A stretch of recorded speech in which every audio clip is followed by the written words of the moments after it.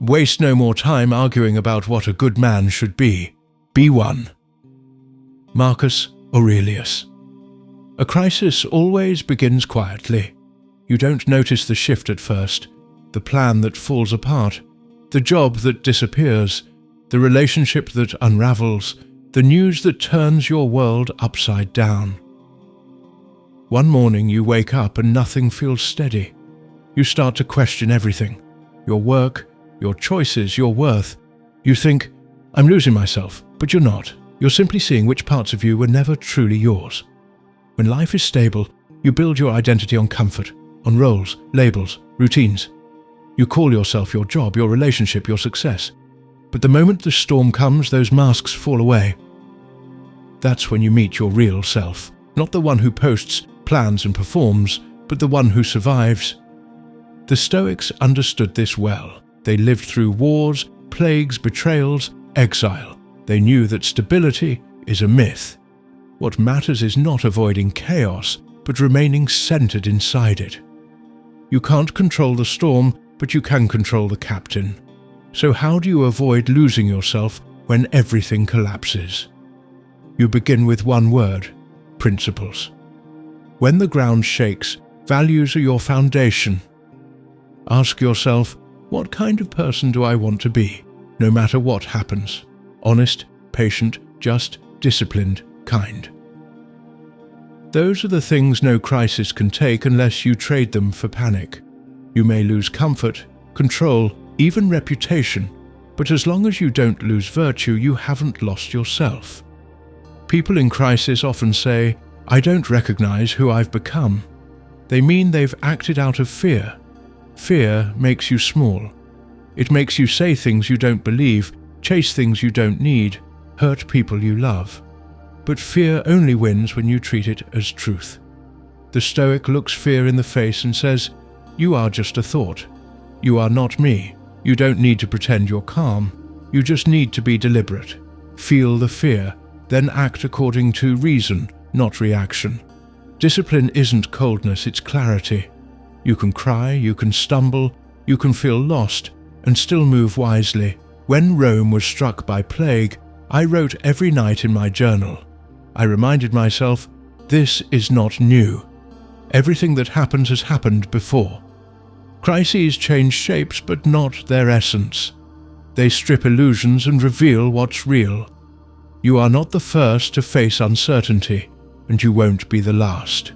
That thought should comfort you. You are walking a path well known by the brave. In crisis, people rush. They want answers, solutions, escapes. But the Stoic slows down. When everything spins, stillness is power. Before you speak, breathe. Before you decide, wait. Impulsive action during fear often builds the next disaster. Stillness is not passivity, it's strategy. It gives space for wisdom to enter. The modern world hates silence. It fills every gap with panic, opinions, noise. But silence is where the self regathers. Step back from screens, from endless updates, from people who confuse drama with meaning. Protect your mind the way you would protect your home from fire. Not every voice deserves a place inside. You will be tempted to compare your crisis with others. You'll see people online who seem to be thriving while you're barely holding on. But comparison during collapse is poison. Everyone's storm looks different. Some hide theirs better, some drown quietly. Measure your progress not against others, but against your own yesterday. Did you remain honest today? Did you stay kind? Did you do your duty? Then you are winning. Remember, even during crisis, you still have work to do. The Stoics called this your role, your duty as a human being. You still have people to care for, tasks to finish, integrity to maintain. When everything feels meaningless, action restores order.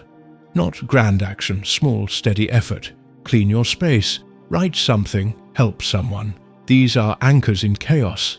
You might feel guilt for breaking down. Don't. Strength isn't the absence of emotion. It's the refusal to let emotion dictate direction. You can weep and still act with dignity. You can tremble and still speak the truth. Courage is not the absence of fear. It's acting rightly in its presence. There will be moments when you want to escape, to quit, to hide, to numb yourself with distractions. Resist that urge. The pain you refuse to face today will return multiplied tomorrow. Sit with it. Ask it what it's trying to teach you. Every crisis contains a lesson that comfort hides. Maybe it's humility, maybe patience, maybe gratitude for what remains.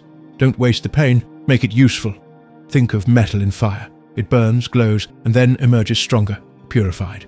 That's what crisis does to the soul. It burns away illusions and leaves only what's real, but you must stay in the fire long enough to let transformation happen. Don't rush the process. Healing doesn't follow your schedule. You'll also notice how people around you change. Some will vanish, some will surprise you with kindness. Don't judge too harshly. Everyone reveals their nature under pressure. Accept it. Let disappointment make you wiser, not colder. Gratitude for those who stay will matter more than anger at those who don't. And what about hope? The Stoics were not cynics. They didn't deny hope, they refined it. They hoped not for a perfect outcome, but for the strength to endure any outcome. They prayed not for lighter burdens, but for stronger shoulders. You can do the same. Stop asking, when will this end? Start asking, how can I face it with honor? When the crisis finally passes, and it will, you'll realize something extraordinary. You didn't lose yourself. You found the version of you that doesn't depend on circumstances to exist. You'll walk differently, speak differently, love differently. You'll stop chasing things that crumble and start building things that last. So what should you do now if you feel like everything is collapsing? Simplify. Return to essentials. Focus on what you can control. Your thoughts, your actions, your character. Let go of the rest. Repeat this truth until it becomes muscle memory. I cannot control what happens, but I can control who I become because of it. Stand up each morning and remind yourself, I am still here. I can still think, breathe, act. The crisis may take much from me, but it will not take my integrity. And when it's darkest, when you feel like you're barely holding together, remember, the light you seek is not outside. It's the calm center you've been training to find. That's the part of you that nothing can destroy. That's the part that endures when all else falls apart. You don't survive crisis by fighting the storm. You survive by becoming the stillness within it. The world can shake, collapse, and burn. But if your mind stays upright, you have lost nothing essential.